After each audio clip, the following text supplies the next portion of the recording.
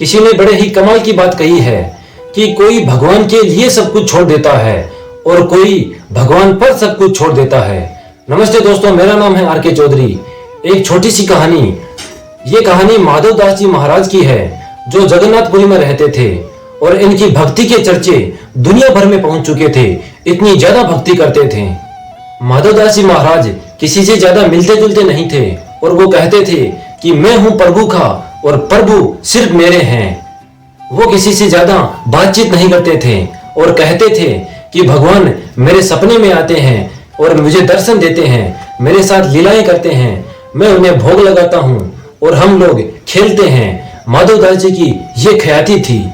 एक बार वो इतना बीमार पड़ गए कि उनसे उठना बैठना भी बंद हो गया था और उनकी स्थिति बहुत खराब हो गई थी। तो लोगों ने उनसे कहा कि हम आपकी सेवा करना चाहते हैं, आपकी स्थिति ठीक नहीं है। लेकिन माधव दास जी ने सबको मना कर दिया। लेकिन बीमारी इतनी ज्यादा बढ़ गई थी कि भगवान से उनके भक्त की यह हालत देखी नहीं गई। कहते हैं कि भगवान स्वयं सेवक बनकर उनकी सेवा के लिए आए। माधव दास जी की हालत इतनी खराब थी कि उनको समझ में नहीं आया कि कौन मेरी सेवा के लिए आया है। भगवान उनको नहलाते, उठाते, बिठाते और उनके लिए भोजन का प्रबंध करते, उनकी खूब सेवा करते। धीरे धीरे दिन गुजरने लगे और माधव दास जी की हालत थोड़ी ठीक होने लगी और उनको होश आने लगा। तो उनको समझ में आया कि भगवान साक्षात आए हैं। और माधव दास जी ने कहा कि भगवान आप क्यों आए, ऐसी भी क्या जरूरत पड़ गई थी। तो भगवान ने कहा कि आपकी हालत इतनी खराब हो गई थी कि मुझसे देखी नहीं गई और आप दूसरे लोगों से सेवा करवाना नहीं चाहते थे, इसलिए मुझे स्वयं आना पड़ा। माधव दास ने कहा कि यह तो छोटी सी बीमारी थी, आपको सेवा करने की क्या जरूरत थी, आप तो इसे ऐसे भी गायब कर सकते थे।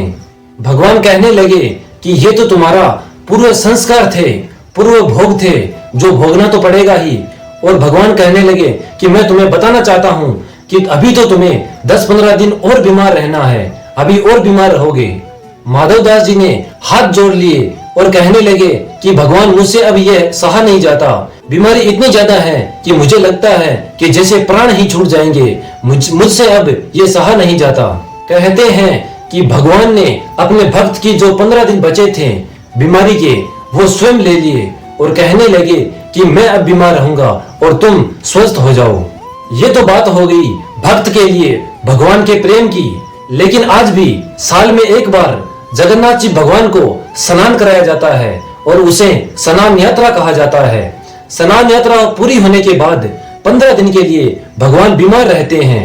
15 दिन के लिए मंदिर के पट भी बंद रहते हैं और भगवान जगन्नाथ जी की रसोई कभी भी बंद नहीं होती। लेकिन साल में 15 दिन, इस 15 दिन रसोई भी बंद कर दी जाती है और वैद्य जी आते हैं भगवान जी की बीमारी को जांचने के लिए।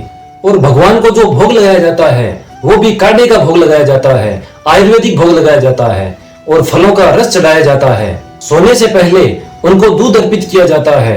कहते हैं कि भगवान 15 दिन के लिए बीमार हो गए हैं, इसलिए मंदिर के पट भी बंद कर दिए जाते हैं कि भगवान 15 दिन के लिए आराम करेंगे ताकि वो जल्दी से स्वस्थ हो सकें।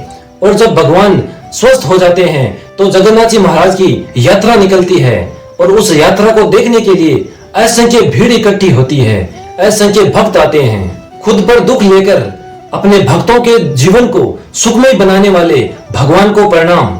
अगर आपकी भक्ति में शक्ति है तो वो आएंगे, मदद भी करेंगे और अपना प्रेम आप तक जरूर पहुंचाएंगे। ऊपर वाले के आशीर्वाद के साथ, अपनी मेहनत के साथ और अपनों के प्यार के साथ कर दिखाओ कुछ ऐसा कि दुनिया करना चाहे आपके जैसा।